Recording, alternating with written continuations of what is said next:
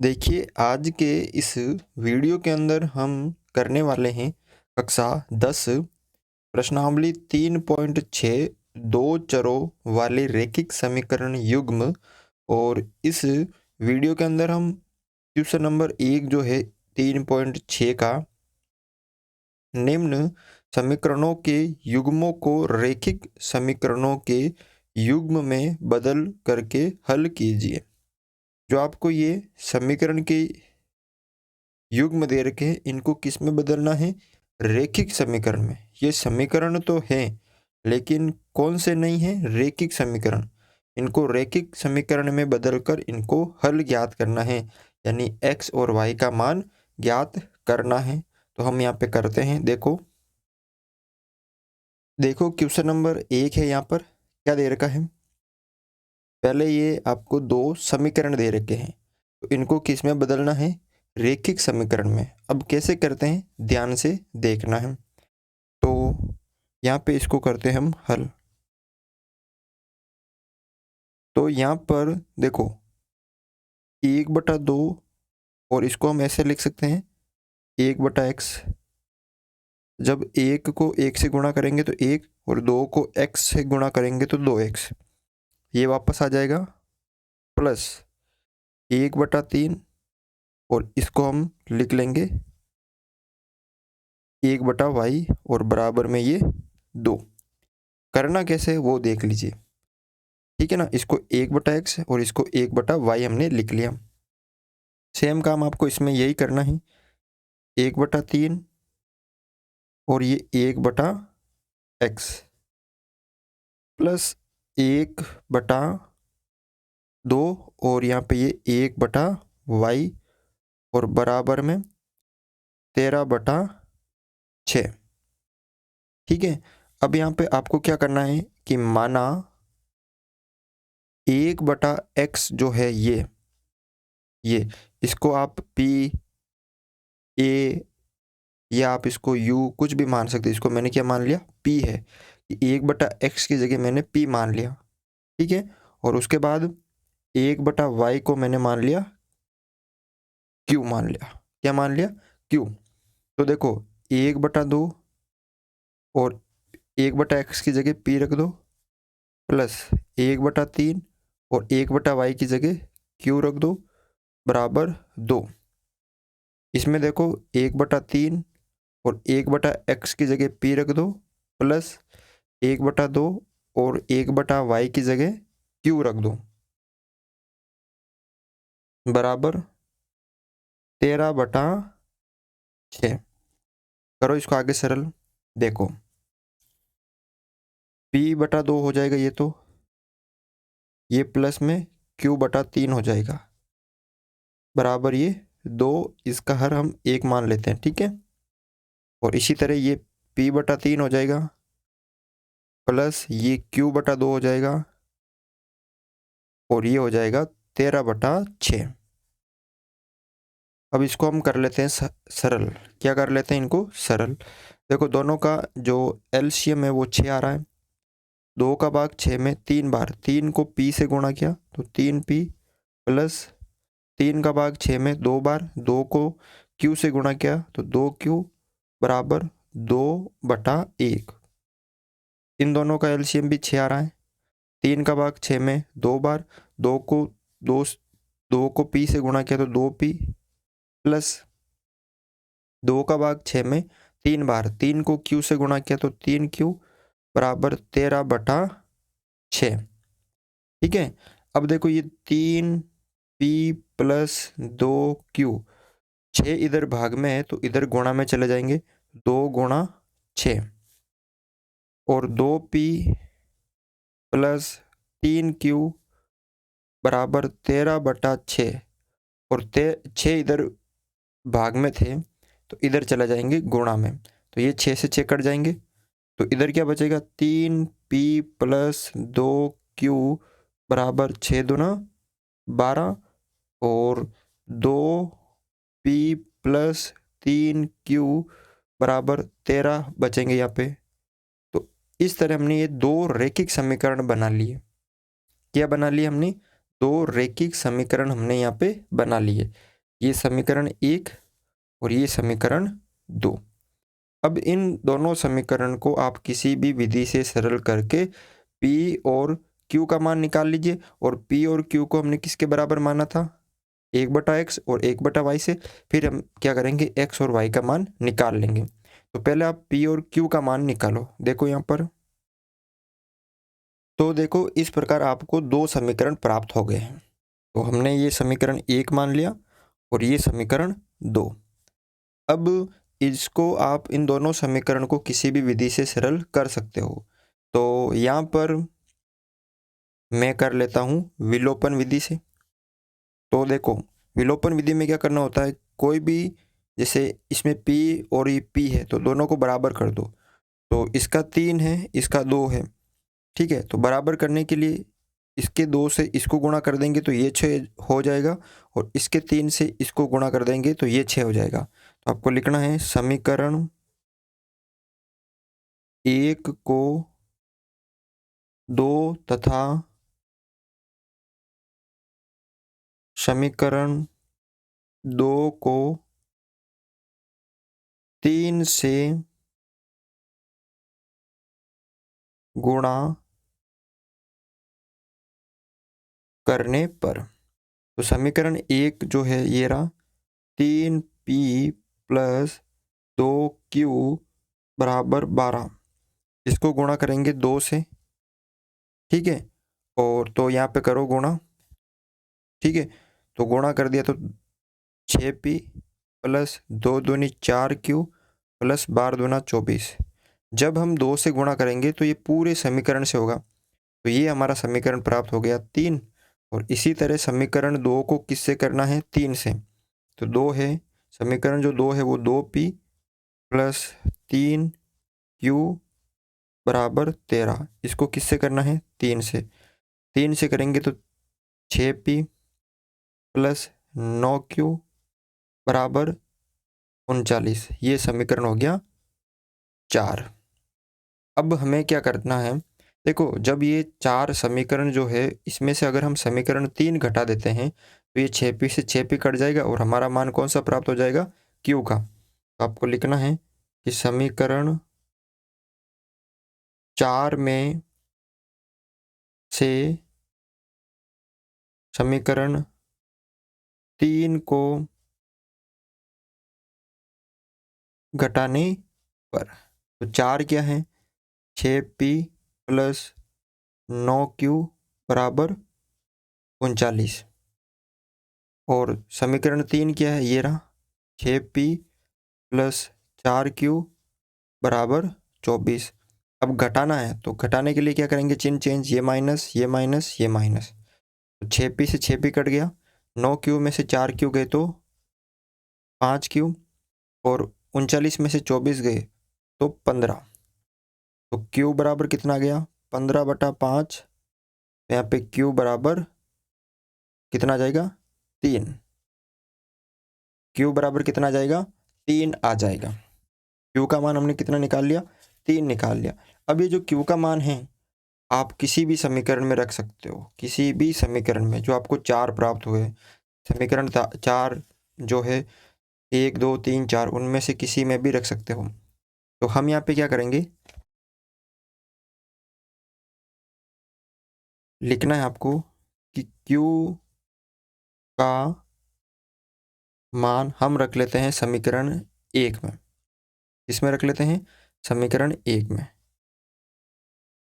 समीकरण 1 में रखने पर, तो समीकरण 1 क्या है, 3p + 2q बराबर 12। और q की जगह रखना आपको 3। तो 3p + 2q की जगह 3 रख दिया बराबर 12। 3p 3 दूनी 6 बराबर 12। 3p 12, 6 इधर आएंगे तो माइनस के 6। तो 3p बराबर 6। तो p बराबर 6/3। और p का मान कितना आ जाएगा यहाँ पे, 2। और q का मान हमने कितना निकाल लिया था, 3। इस तरह हमने P और Q का मान निकाल लिया।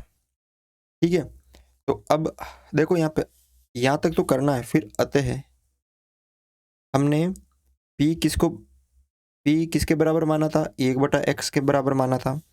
और Q को किसके बराबर माना था? 1/y के बराबर माना था। तो हमने P का मान कितना निकाल लिया? 2। तो 2 बराबर 1/x और Q का मान हमने निकाल लिया 3। तो 3 बराबर 1/y। तो हमें किसका मान निकालना? कुल मिला के x और y का। तो x इधर आ जाएगा, 2 इधर आ जाएगा, तो x इधर आ गया और 2 इधर आ गया, तो 1/2 x का मान। y इधर चला जाएगा, 3 इधर आ जाएगा, तो y बराबर 1/3। ठीक है, ये होगा इसका उत्तर। तो इतना काम इसमें आपको करना है। ठीक है, इस तरह से आपको ये क्वेश्चन नंबर पहला का पहला सरल करना है।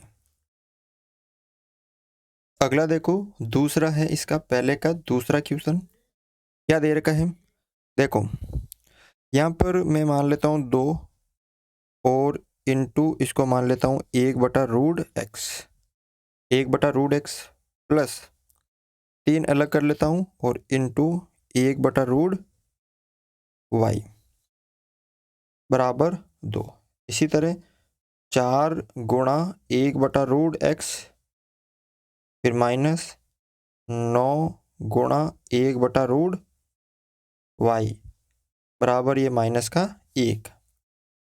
अब माना जो 1/√x है इसको मैंने मान लिया p और 1/√ जो y है इसको मैंने मान लिया q। p और q मान लिया, तो इसकी जगह मुझे p रखना है और इसकी जगह मुझे q रखना है। तो 2 गुणा 1/√x की जगह p प्लस 3 गुणा 1/√y की जगह q बराबर 2। फिर 4 इंटू 1/√x की जगह p माइनस 9 गुणा 1/√y की जगह q रखना है बराबर ये माइनस का 1। करो इसको सरल। 2 को p से गुणा किया तो 2p प्लस 3 को q से किया तो 3q बराबर यहाँ पे ये 2। 4 को p से किया तो 4p माइनस 9 को q से किया तो 9q बराबर ये माइनस का 1। तो इस प्रकार आपके पास कितने समीकरण प्राप्त हो गए? 2। एक तो हो गया 2p प्लस 3q बराबर 2, ये समीकरण 1। और 4p माइनस 9q बराबर माइनस का 1। ठीक है, ये समीकरण हो गया आपके 2। अब आपको क्या करना है? देखो किसी भी विधि से सरल कर सकते हो, तो विलोपन विधि से कर लेते हैं। देखो ये 4p है, इसको हम 4p बना सकते हैं ना।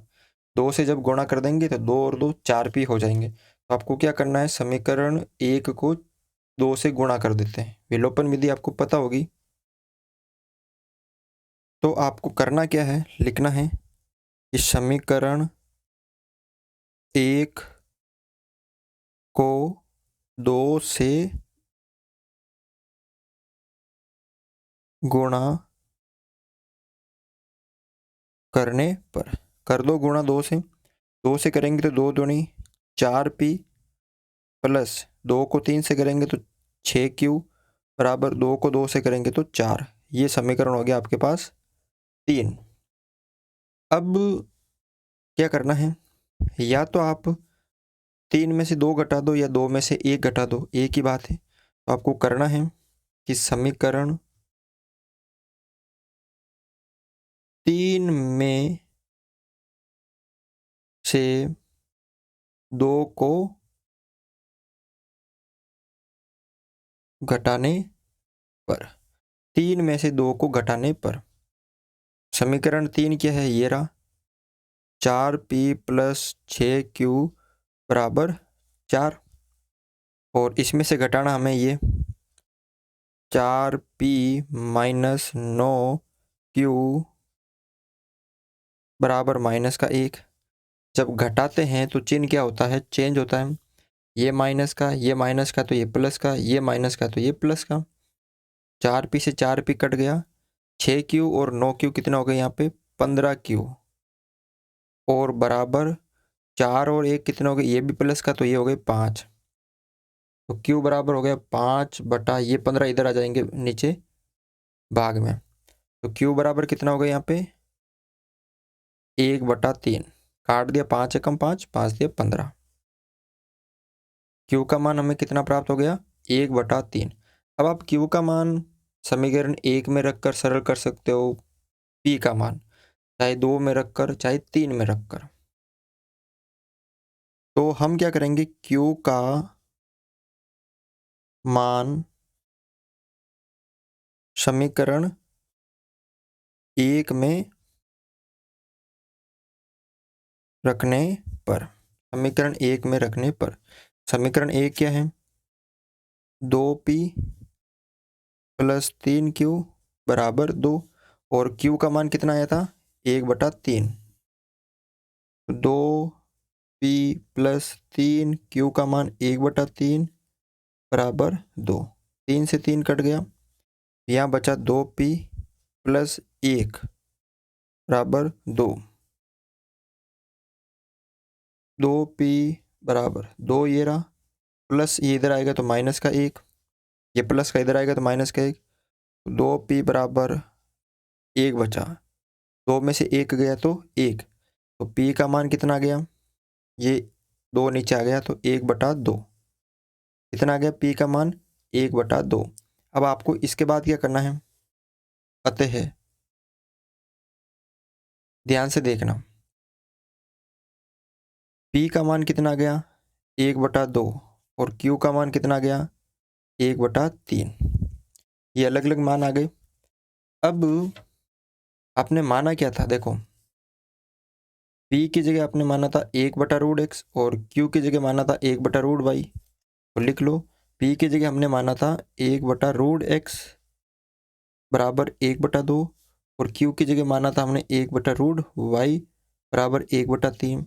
अब हमें ये रूट हटाना है, ये रूट हटाना है तो क्या करेंगे, दोनों तरफ वर्ग करने पर यानी स्क्वायर करने पर, जब वर्ग करते हैं तो ये रूट हट जाता है। तो देखो यहाँ पर जैसे ही हम यहाँ पे वर्ग करेंगे तो रूट हट जाएगा, तो ये x हो जाएगा। और 1/2 तो 1 का रूट 1 और 2 का 4, तो यहाँ पे आ जाएगा 4। और 1 और y का हो जाएगा, रूट y का y हो जाएगा बराबर 1 और रूट 3 का कितना, 3 का जो वर्ग होगा वो कितना होगा 9। 3 का वर्ग का मतलब है स्क्वायर। अब देखो वज्र गुणा कर दो, 1 को x से किया तो x और 4 को 1 से किया तो 4। y को 1 से गुणा किया तो y और 9 को 1 से गुणा किया तो 9। इस तरह हमने x और y का मान निकाल लिया। ठीक है, तो आपको इस तरह ये 2 क्वेश्चन करने हैं, पहला और दूसरा क्वेश्चन पहले का। अगले वीडियो में हम तीसरा और चौथा क्वेश्चन करेंगे। तो वीडियो अगर अच्छा लगा तो वीडियो को लाइक ज़रूर करें, चैनल पर नए हो तो चैनल को सब्सक्राइब ज़रूर करें।